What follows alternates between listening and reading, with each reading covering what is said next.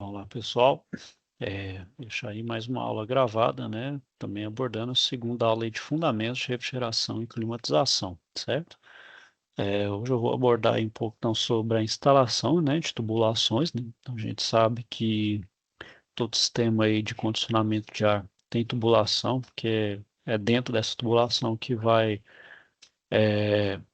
fazer o escoamento do fluido refrigerante, né? Vai fazer as trocas de calor para condicionar o ambiente.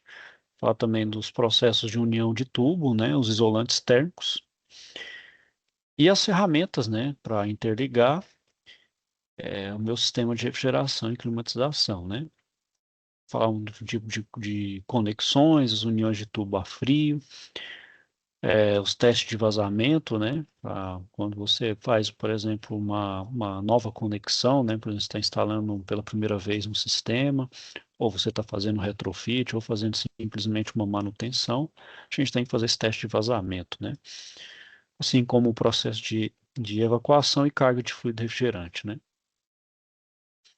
E por fim, falar um pouco também sobre a recuperação, a reciclagem e a recarga desse fluido também, né? Então vamos lá, deixa eu compartilhar a tela aqui.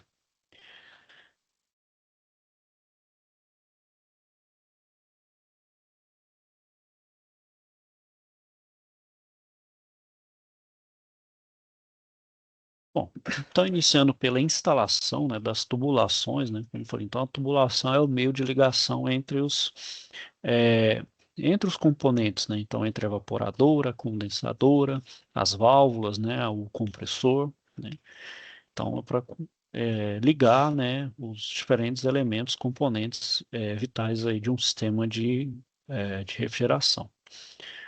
Bom, então a- o diâmetro nessa tubulação, né, a espessura, vai depender dos fatores, né, como comprimento, potência do compressor, né. Então, por exemplo, a gente sabe, né, que falando rapidamente de mecânica dos fluidos, né, que um fluido, o escoamento, né, à medida que você vai aumentando uma tubulação, um comprimento de uma tubulação, você aumenta o atrito, né? Então você vai diminuindo a pressão daquele escoamento daquele fluido. Então, de certa forma, você vai ter que aumentar a potência.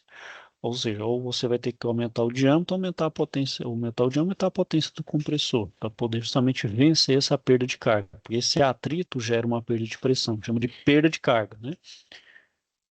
Também a gente tem que levar em conta o número de curvas que a tubulação fará, que também, além do comprimento linear, a curva também, dependendo da curva, se é uma curva mais fechada, mais aberta, ela também implica em uma perda de pressão do fluido refrigerante.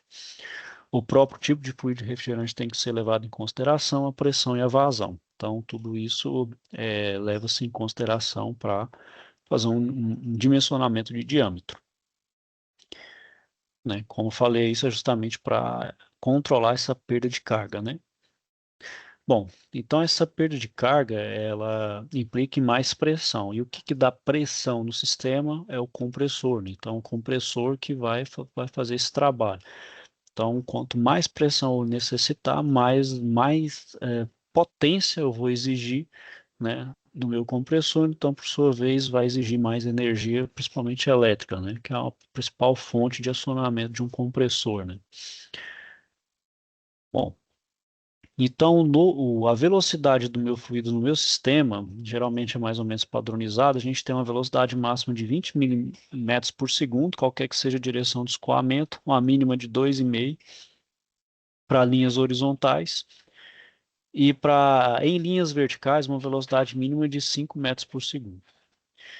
Então, para encontrar o comprimento equivalente, né, de uma instalação, então preciso calcular o comprimento real, né? Considero então a quantidade de desnível entre as unidades e o número de curvas. Então, obter a correção da distância dos tubos de interligação entre as unidades interna e externa. Então, ah, quando você vai fazer a ligação entre uma evaporadora e condensadora, né, para evitar então que ele caia direto, né, principalmente se for o desnível se for muito grande entre a condensadora e a evaporadora, né, faz então a necessidade das curvas para poder então evitar que golpe de líquido, né, principalmente do condensador para a evaporadora, né, então faz uma curva, né? É, essas curvas então dão uma perda de pressão, assim como a própria comprimento, né? Bom, geralmente, pessoal, a gente pode ver outros materiais, porém, o mais utilizado são os tubos de cobre, que eles têm dois tipos, o tipo rígido e os flexíveis. Os flexíveis são os mais baratos, né? E os rígidos são os mais utilizados em instalações que vão exigir maior qualidade, né? Ou seja, maior durabilidade, né? Principalmente que eles são mais espessos, né? A gente sabe que tem essa relação direta, né? Se é mais flexível, então sua parede ali, né? Seu parede do tubo é mais fina, então ele está mais propenso a ter falha e estragar, né? E o mais robusto, né? É uma parede mais espessa, né? Então ele vai ter uma maior qualidade. Porém, a gente sabe que o cobre ele é caro, né? Então, quanto mais espesso e quanto mais longo, né, mais caro vai ser. Bom, além da própria tubulação, né, como eu estou lidando ali com um fluido que está sob temperatura, né, principalmente evitar, né, que ele está com energia para poder retirar um ar ali, retirar uma temperatura, então eu preciso isolar ele do meu ambiente, porque qual sentido faz eu ter um sistema de ar-condicionado se meu fluido refrigerante, então, ele interagir com o meio externo, além do próprio meio que eu tenho que interagir aqui para condicionar o ar? Então, não tem sentido, né, de ter um sistema. Então, por isso como diz, nesse meio, nesse caminho entre, por exemplo, a evaporadora e a condensadora, o que eu tenho que usar? Um isolante, justamente para ele ter o máximo de eficiência e não sobrecarregar ou por consequência, o meu compressor, né? Bom, então, para isolar, a gente utiliza materiais então como isopor, lã de vidro, o poliuretano e o polietileno, né? Então, os mais utilizados aí para residencial é o poliuretano e polietileno, né? Parece muito com uma espuma ali, né? Aquelas espumas de alta densidade, né? Bom, e a escolha, né, é puramente custo-benefício, né? Então, por exemplo, em casa, residencial, você vai usar esses poliuretanos, né, que é um plástico mais barato, mais abundante, o custo-benefício é melhor e ele cumpre bem o seu papel de isolamento. Se for um sistema mais robusto, que vai exigir mais, você vai ter que usar um isolante mais caro, por exemplo, lã de vidro, né? Isopor, então aquela manta, né, de lã de vidro, então vai ter que ser um material mais caro, mais difícil de ser feito, né? Então o custo fica mais alto. Bom, então essas dimensões, né, vai variar de acordo com o tipo de fluido, né, e temperatura de trabalho, e é recomendável, né, que o diâmetro interno do isolante seja o mais próximo possível do diâmetro da própria tubulação, né? Tudo isso para poder envolver, né? Evitar de, por exemplo, fazer remendos, né? Que os remendos não tira aí sua eficácia de isolamento. Bom, então não quer dizer que você não usar um isolante que seja errado. Pelo contrário, isso pode ser previsto em projeto analisando o próprio sistema, né? Bom, além disso, a tubulação, para unir trechos de tubo, eu vou precisar de alguns processos, né, de união. Então, um deles aí é a abrasagem. O que que é a abrasagem? É um processo de união de elementos, né? Processo de união, né? Como é que faz esse processo? Eu vou fundir o material de adição e do material dos elementos a serem unidos, né? Então, eu vou chamar a chama proveniente da combustão, que é o acetileno, e vou tensionar para garantir a estanqueidade da junção, sem, contudo, causar qualquer tipo de entupimento ao fluxo de fluido refrigerante. Então, eu vou fazer uma emenda, de forma também que eu não vou entupir, né, a minha tubulação para não obstruir a passagem de fluido refrigerante. Bom, então o conjunto para fazer a abrasagem eu posso usar como fonte de calor um conjunto de solda de oxigênio e acetileno. Então aí eu tenho dois cilindros de 1 metro cúbico cada, onde eu vou ter o oxigênio e no outro o acetileno. Então eu vou ter reguladores de vazão, né, de saída de gás, mangueiras, uma válvula de retenção, né, para evitar, então, por exemplo, que essa chama volte ela vá para dentro ali do cilindro e cause uma explosão, né, um maçarico e um bico. Bom, o acetileno, então, ele vai ser o gás combustível e, em geral, ele vai ter uma pressão, então, de 0,5 kg força por centímetro quadrado. E já o oxigênio é o comburente, né? Então ele vai ter pressões próximas a 4 kg força por centímetro quadrado. Bom, então a chama, né, seu formato ali geométrico, ele é composto por um dardo e um penacho, né? E no maçarico é possível controlar a vazão de cada componente, de forma a gerar chamas com características diferentes, conhecidas como chama neutra, ou a chama oxidante, ou uma chama redutora, né? Então, dependendo da combinação entre o gás de acetileno e o oxigênio, eu vou ter o tipo de chama aí correspondente, né? Então, na chama neutra, né? Então, a vazão tanto de acetileno quanto de oxigênio é igual, né? Indicado na abrasagem, então, de tubos, né? De cobre, vai manter uma formação equilibrada de óxido da união. Então, dependendo do meu material que eu vou fazer a abrasagem, eu vou ter que utilizar a chama, seja ela neutra, oxidante, redutor. Para fazer a abrasagem em cobre, eu vou precisar de uma chama neutra, né? Que a vazão de acetileno é igual de oxigênio. Então, esse é o primeiro caso. O tipo de chama é a oxidante, né? Então, ela é quando eu tenho mais oxigênio, eu tenho maior presença, então a vazão de oxigênio é maior que a de acetileno, e onde eu vou, então, indicado para abrasagem de latão ou cobre com outra liga. E a vareta de prata, né, eu chamo redutora, eu vou ter uma maior concentração de acetileno. Então, ela vai ser indicada para fazer brasagem de ligas de alumínio ou de cobre, né? Então, para cada tipo de material que eu vou fazer a brasagem, eu vou ter que utilizar um tipo de chama diferente. Agora, independente da chama, para fazer o aquecimento de uma forma correta, né, e eficaz, eu tenho tem que ser da forma mais uniforme e rápida possível, né, para evitar a fundição de metais e também a inclusão de escória, né. Então, outra recomendação é nunca direcionar a chama para as varetas de material de adição, né? É sempre manter elas juntas, nunca apontar direto para o material de adição, porque eu tenho que aquecer tanto a vareta de adição quanto o material ali que eu estou fazendo a abrasagem. Então, sempre direcionar para os tubos e deixar que as varetas se fundam conforme o calor, né, passa para elas por condução, né? Então, é para manter então uma mistura uniforme. E a gente tem dois pontos importantes: o tempo de aquecimento dos tubos pela chama, né, que não pode ser muito longo, é a forma do preenchimento da união de dois tubos, caso bastante comum em sistemas de refrigeração, que tem que estar então num formato cônico. Bom, então eu falei aí, né, da tubulação que tem que ser aquecida, mas além disso eu adiciono um metal, que é os materiais de adição. Então eles vão ser ligas metálicas próprias, que a função dele é proporcionar essa união de elementos, né, do sistema de refrigeração que vai combinar uma série de fatores, como sua resistência material, temperatura de fusão, resistência à corrosão e oxidação, resistência ao calor e ao frio e a resistência à abrasão.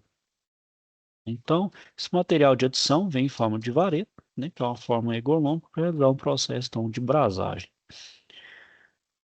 Bom, é, os tipos de vareta de adição, a gente vai ter o fluxo para brasagem, então ele é utilizado em vários tipos de brasagem, pode estar no formato de pó químico ou pasta. Ele serve para evitar a formação de óxido, principalmente na junção de duas ligas diferentes, né, para evitar aquela oxidação, né. A vareta de alto teor de cobre, então é aplicadas em bronze, cobre, metal duro, aço e latão.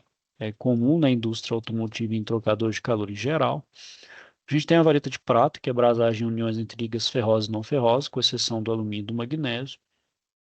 A gente tem as varetas fosforosas, que são utilizadas em uniões de cobre, dispensando então o uso de fluxo. E a vareta de alumínio, que possui fluxo na composição. Então, ela é aplicada em condensadores automotivos e em evaporadores de refrigerador. Bom, então, como a gente está lidando com um processo ali de temperatura, né, processo perigoso que pode estar envolvendo até uma explosão, né, processo de combustão ali em si, então a gente tem que utilizar alguns EPIs, né, e alguns procedimentos têm que ser respeitados para evitar qualquer tipo de acidente. Então, o mais importante deles, não realizar soldas em local de atmosfera explosiva, né? Então, quando a gente já viu ali que lugar que tem presença ali de combustível, né? Tem ali os vapores, né? Por exemplo, tem aquele pessoal que faz muito aquela de ficar cortando tambor, né? Que é tambor de combustível. Então, por mais que esteja vazio, tem ali vapor, tem resíduo de combustível, então qualquer faísca ali já é o suficiente para gerar uma explosão, né? Então com a abrasagem não é diferente, a gente está dando processo de combustão. Não realizar soldas em espaços confinados, né? Além dessa questão da parte explosiva, também você respirar esses gases que são nocivos, né? Não utilizar os cilindros do conjunto de brasagem com oxigênio e acetileno na posição deitada, por mais que a posição ali ou o local seja de difícil acesso, não tem como você manter em pé, mas o ideal é manter o cilindro em pé. Utilizar reguladores de pressão na saída dos cilindros, utilizar a válvula de retenção nas mangueiras, né? Justamente para evitar que a chama ela tenha um movimento inverso, né? Ela vá para dentro, né? Que ela se propague para dentro e venha causar explosão. Não exceder a pressão de uso do acetileno, que é acima de 1,5 kg-força por centímetro quadrado. Utilizar cilindros testados e identificados pelo fornecedor. Não realizar abrasagem em locais ou próximos de locais explosivos e não realizar essa abrasagem também em sistemas com pressões positivas. Bom, é, além disso, né, pessoal, além dessa forma de união, né, através do processo de brasagem, a gente também precisa de algumas ferramentas manuais para fazer uma interligação dos tubos, né, ou para interligar, ou para fazer curvas, ou para fazer chanfros, né.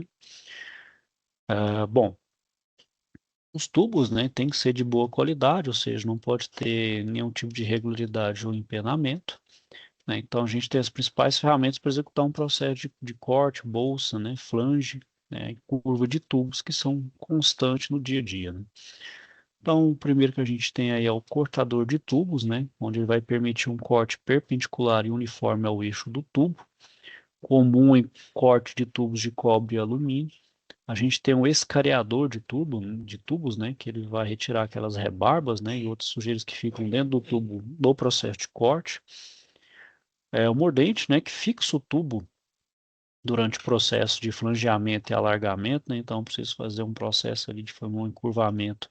Ele tem esse mordente aí, né, que tem para diferentes diâmetros. Tem um flangeador, né? Então ele prepara a extremidade de um tubo para união com outro através de uma conexão, né? Para fazer o flangeamento de um para fazer o encaixe correto. A gente tem um alargador de tubo, né? Então ele alarga a extremidade de um tubo para encaixar a unir. Posteriormente, com um processo de brasagem, a gente tem um curvador, né? Para fazer então as curvas, né? Conforme a angulação. Claro, essas curvaturas aqui, pessoal, não pode ser aleatória. Ela é conforme a manual de instalação e operação, né? Então, não posso fazer ela também sem nenhum tipo de orientação do próprio fabricante. Isso implica em diminuição de sua vida útil. Bom, e alguns cuidados têm que ser levados em consideração, né? Então, jamais cortar tubos com alguma outra ferramenta, né? Com algum tipo de serro material. Outras ferramentas costumam deixar muita rebarba, né? Então, aquela rebarba, se entrar para dentro da tubulação, é crítico, né? Não, não se pode aceitar em hipótese nenhuma. Por exemplo, o escariador não consegue remover por completo. As rebarbas deixadas no cortão podem permitir que essas sujeiras afetem, principalmente entrar mesmo dentro do tubo, né? Aí pode vir a entupir, né? Se for entrar no capilar, pode entrar no compressor também, danificar. E diminui bastante, então, aí a eficiência do meu sistema de refrigeração. Bom, para fazer a conexão de tubos ou entre tubo e válvula, né, então, há uma adaptação da forma entre tubos, onde vai utilizar porcas que vão adequá-los bem de forma estanque, né, para evitar justamente o vazamento do fluido refrigerante. Para isso, a gente segue alguns procedimentos. Então, primeiro, cortar o tubo na medida que for necessária para atender a conexão. Eu faço o corte, depois eu removo as rebarbas, né, do meu tubo com o escareador. Aí eu vou inserir a porca flange no tubo. Depois eu vou prender a ponta do tubo no mordente. Vou utilizar o flangeador na ponta do tubo até que a área flangeada seja suficiente para ajustar a peça que encaixa na porca flange e encaixar os componentes a serem unidos e efetuar o aperto necessário da porca com chave inglesa.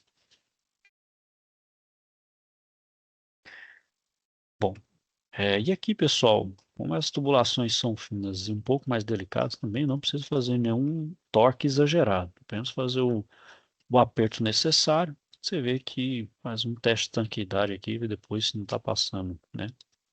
Tem nenhum tipo de vazamento. Bom, a união de tubo a frio, né? Que é uma alternativa, né? A gente utiliza simplesmente cola.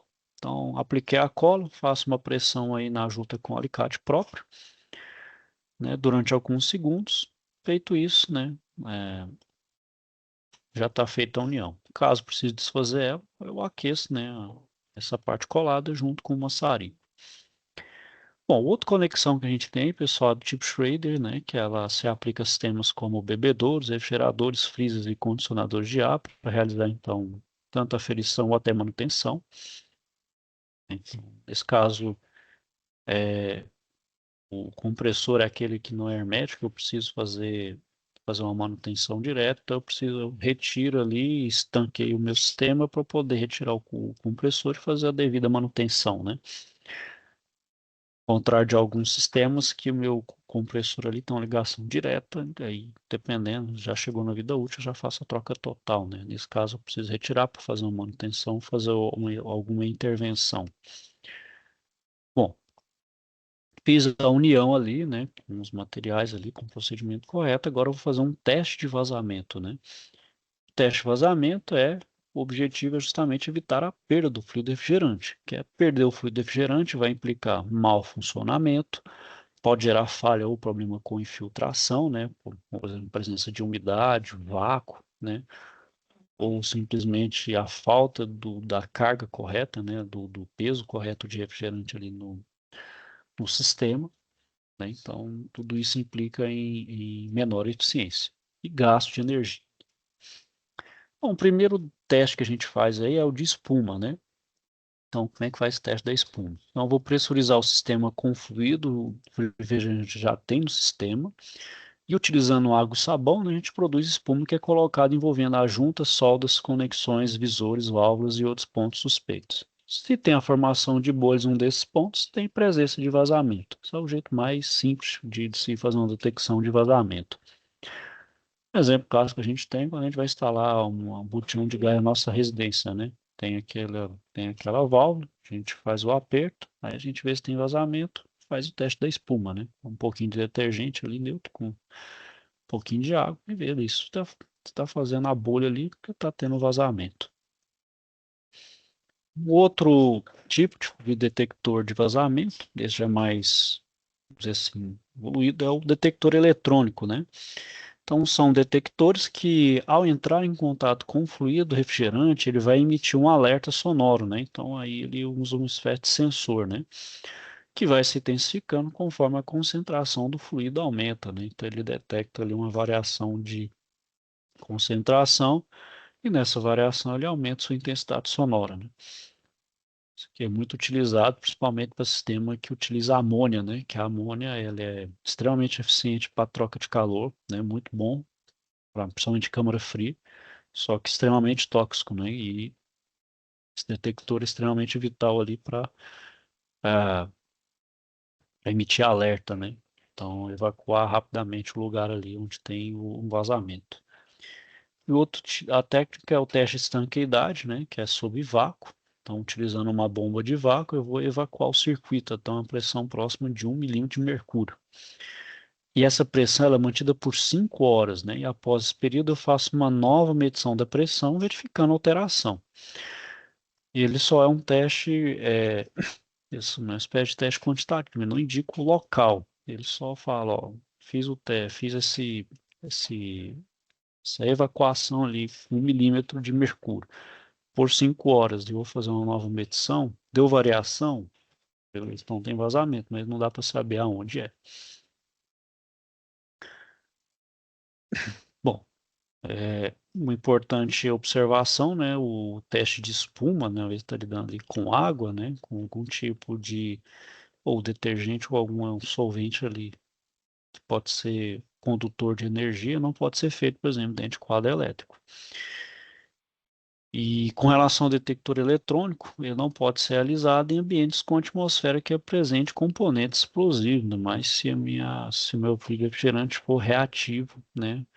Por exemplo, com algum tipo de produto explosivo, né? Que tenha um comportamento de explosão. E ainda no teste de estanqueidade, as pressões utilizadas devem estar de acordo com as propostas do fabricante dos equipamentos. Então, sempre verificar, né, conforme o fabricante te orienta.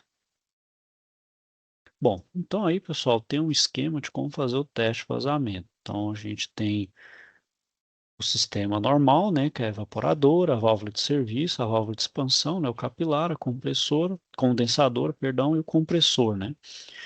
E aqui eu tenho a válvula de serviço, que é onde eu faço a instalação do manifold, né. Então, no manifold aqui eu coloco a linha de alta e a linha de baixo aqui eu coloco no cilindro de nitrogênio. Então, aqui é onde eu faço o teste de vazamento.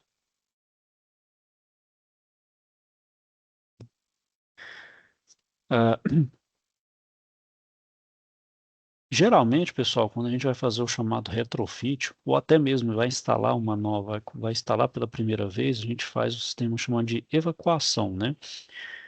Que é para uma técnica para reoperar, né? Então, a gente remove ar, né? Então, toda a tubulação ali a gente primeiro recolhe, né? O fluido refrigerante, remove todo o ar e umidade do sistema, antes de eu colocar, né? Antes de eu efetuar ali o meu fluido refrigerante, né? Bom, o que que acontece, né? O que que é a consequência de eu não fazer uma evacuação completa ali do meu sistema, né? Então, eu vou ter problemas de alta pressão por líquidos não vaporizáveis, né? Dentro do meu sistema, né? Como a própria água. Reações químicas com partes metálicas do circuito, ou seja, eu cortei o tubo ali, gerou uma rebarba. Essa rebarba entrou dentro da tubulação, pode ter alguma partícula ali, né? Sólida. É um fluido, né, lubrificante, por exemplo, do compressor que vaza ali no retorno do compressor, está dentro do sistema. Então, tem vários fatores aí, né? E normalmente, os fabricantes de equipamentos de refrigeração, eles recomendam evacuar o sistema mantendo uma pressão inferior a meio milímetro de mercúrio no vacuômetro. Bom, então, quais são os procedimentos, pessoal, para eu executar uma evacuação corretamente? Então, vou substituir os filtros do sistema com atenção especial para o filtro de linha da linha de líquido, instalar o conjunto manifold, né? Instalar a mangueira de pressão baixa, que é a mangueira de manifold azul, né? Na válvula de serviço, acoplar a mangueira de serviço do conjunto manifold à bomba de vácuo. Vou instalar o vacuômetro na bomba de vácuo, no local indicado pelo fabricante. Vou ligar a bomba de vácuo e abrir o registro do conjunto manifold. Vou esperar a pressão no vacuômetro atingir a recomendada pelo fabricante, né? Ou abaixo de meio milímetro de mercúrio. Caso não tenha essa informação fornecida pelo fabricante, eu coloco ali abaixo de meio milímetro de mercúrio. Depois vou fechar os registros do conjunto manifold e ligar a bomba de vácuo. Então aí eu tenho meu esquema, né? Só nesse outro ali, dentro do teste de vazamento, eu ligo a de alta, né? De alta pressão ali na válvula de serviço. Nisso eu vou ligar de baixa pressão na válvula de serviço. Aí a mangueira amarela eu vou colocar no vácuo, onde eu vou inserir o vácuo ali, né? Bom, fez a evacuação limpa, vamos dizer, limpei internamente o meu sistema. O que que eu vou fazer? Eu vou agora fazer a carga de fluido refrigerante, né? Então, eu vou começar pela utilização de uma bomba de vácuo para retirar o meu ar e a umidade. Então, depois eu conecto a mangueira de baixo na válvula de serviço e a mangueira de processo na válvula onde o cilindro contém gás também está conectado. Então, esse cilindro tem que estar sobre uma balança, né? Porque no circuito, então, eu vou determinar quantos gramas ali, né? Qual que é o peso que vai ter de carga refrigerante ali no meu sistema. Isso eu vou fazer, por exemplo, caso seja um sistema original, que eu não adicionei tubulação, né? Vai ser o tanto que já é recomendado pelo fabricante. E o fabricante recomenda que a cada tantos metros, né?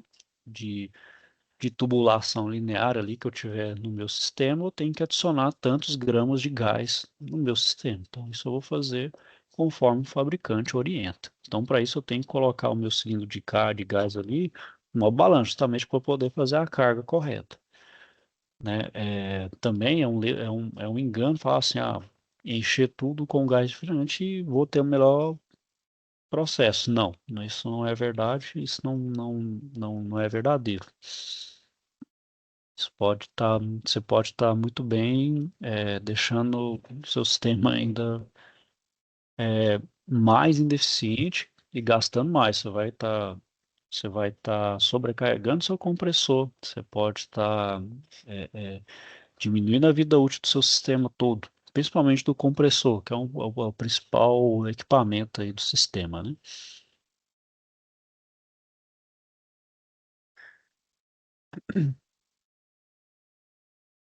Bom, então as primeiras informações sobre a carga, né, pode ser obtida no manual, como eu falei, né, ou na placa de identificação. É, eu também falei que a questão da distância tem que ser levada em consideração para calcular a massa de fluido que tem que ser inserida, né, além daquela original. E para verificar se a carga está correta, eu vou verificar a pressão de descarga do sistema, ou medir se a potência consumida pelo compressor está dentro do especificado, né? Então, só fazer um teste no meu compressor, né, ou verificar mesmo se a potência está dentro do indicado, ou se a pressão de descarga também está dentro do especificado. Então, para sua segurança, né, para garantir que não tenha vazamentos, evitar contato com o fluido, né? Por mais que esse fluido seja inerte, mas contato ali com pele, os óleos, não pode gerar algum problema de saúde, né? E também, em hipótese nenhuma, né, executar procedimentos perto de fonte de calor, né? Para que não tenha área de risco de explosão também, né, do vaso de pressão. E na primeira instalação, o equipamento ele já tem uma quantidade de fluido refrigerante com uma tubulação de 5 metros ou mais, ou seja, ele já é projetado para ter pelo menos ali 5 metros ou mais, dependendo da potência da máquina e do fabricante. Caso a dimensão seja maior ou menor, então eu tenho que ajustar a massa de fluido, que é feito utilizando então teste de superaquecimento. Esse teste de superaquecimento é uma maneira ali de eu determinar se eu preciso colocar mais ou retirar, né, ou colocar mais fluido refrigerante. Vai depender do tipo do fluido, né? Mas o teste é o mesmo, mas depende aí, vai variar de fluido para fluido, né? O tanto que vai de um para o outro, né? Então isso não vale para a carga ali, vai depender do seu fluido. Então, dependendo do fluido, ou você vai colocar, se for um outro fluido, você vai ter que retirar. Então, por exemplo, vamos fazer um teste por aquecimento de um sistema que ele vai operar com R22. Né? Então, primeiro, instalo o manômetro de baixa pressão na conexão da válvula de serviço do tubo de sucção. Vou colocar o termômetro em contato com o tubo de sucção, né, sob isolamento térmico, aproximadamente 15 centímetros antes do compressor, né? Então, eu meço mais ou menos 15 centímetros ali e faço a medição de temperatura ali. Vou isolar o termômetro para a temperatura ambiente, então não afetar a medição, né? Para ele ficar medindo de forma dedicada apenas à tubulação. Após 5 minutos, vou verificar a pressão de baixa no manômetro e a temperatura, que é a temperatura de sucção. Né? Então, esse já é um primeiro parâmetro que eu preciso. E depois eu verificar a relação de pressão no refrigerante R22, né? Então, é do diagrama de Mollier, né? Que eu vejo essa relação de pressão. Eu vou converter a pressão em temperatura, encontrando assim a temperatura de evaporação. Que o diagrama de Mollier, ele é essa relação entre pressão, temperatura, entalpia, entropia, para todos esses dados de uma forma cruzada, né? Então, por exemplo, uma pressão de 0,52, a temperatura então é de 7 graus Celsius. Então, eu vou encontrar a temperatura de suco para aquecimento utilizando a seguinte expressão. Né? Então, a temperatura de sucção, a temperatura de superaquecimento é igual à temperatura de sucção menos a temperatura de evaporação. Então, nesse caso ali, ó, eu vou fazer um menos o outro, né? Bom, então eu tenho aí a tabela de pressão vezes temperatura. Então, a partir da pressão, eu vejo a temperatura ou da temperatura, pressão, vice-versa, mas que eu preciso da temperatura. Então, dada a pressão, eu acho a temperatura correta, tanto em megapascal quanto em PSI. Então, por exemplo, naquele caso, né, 0,52, 7 graus Celsius de evaporação. Bom, Além da carga de refrigerante, pessoal, a gente pode também fazer uma recuperação, uma reciclagem e a recarga de fluido refrigerante. A recuperação é extrair o fluido refrigerante do sistema de refrigeração. Geralmente é fazer, recuperar, né, de retirar, por exemplo, aqueles fluidos que são considerados contaminantes, por exemplo, o R12, o R22. Óbvio, né, já que eles já fazem, eles agridem o meio ambiente, principalmente a camada de ozônio, eu não vou jogar eles no ambiente, então eu preciso fazer uma recuperação ali, né, correta. E o processo de reciclagem, remover, né, contaminantes do fluido que foi recolhido. Então, esse fluido, né, pode estar com particulado sólido, né, pode estar com umidade, pode estar com mistura de outro fluido refrigerante, pode estar com lubrificante do compressor, que pode por contrabando ter entrado junto ali e não ter retornado para o compressor e acabou se misturando ao fluido refrigerante. Enfim, pode ter vários elementos ali, né, que não só o fluido original. E a recarga, né, o retorno desse fluido para a tubulação em questão, né? Então, posso fazer um processo de limpeza ali, né, vamos dizer assim, reciclar esse meu fluido e colocar ele de novo, né, reutilizar. E para evitar desperdício, não liberar fluido refrigerante para a atmosfera, né, a gente utiliza uma unidade de tratamento que vai ter uma bomba recolhedora, filtros, uma estação de separação de óleo, né, e um cilindro de armazenamento e transporte. Então a gente tem aí, por exemplo, o recolhimento, né, faz com de manifold, né, com unidade ali um cilindro. Então tem o recolhimento, a reciclagem, né, que faz a volta e a recarga, né. Bom, o cilindro utilizado para estocar o fluido ele tem que ser específico, né? E não pode ser do tipo descartável, né? Ele vai ficar, né, indo, vai ter, como diz, fluxo entrando e saindo desse cilindro. E a válvula de serviço de líquido cilindro é que deve ser utilizada, né? Então, e salientar que esses permitem recolher e armazenar uma capacidade de 80% do seu peso. Então, nunca enchê-lo 100%, apenas até 80%, né? E uma temperatura máxima de 38 graus Celsius. Então, sempre utilizar uma balança e um termômetro para controlar esse limite máximo de armazenamento. Que, mas a temperatura está controlada, mas sim, mas o fluido ali, ele está sobre atrito. Lembre-se disso. E no atrito, ele vai gerando calor. Então, pode ser que ali dentro no interior do cilindro, ele pode estar aumentando a temperatura. Se ele aumentar demais, ou a sua pressão aumenta, ele pode estourar. Então, monitore essa temperatura aí. Ok, pessoal? Então, isso a gente então finaliza a nossa segunda aula. Na próxima segunda, a gente aborda mais aí sobre o assunto. Ok? Qualquer dúvida, estou à disposição. Desejar a todos então uma boa tarde. Fique com Deus e até a próxima.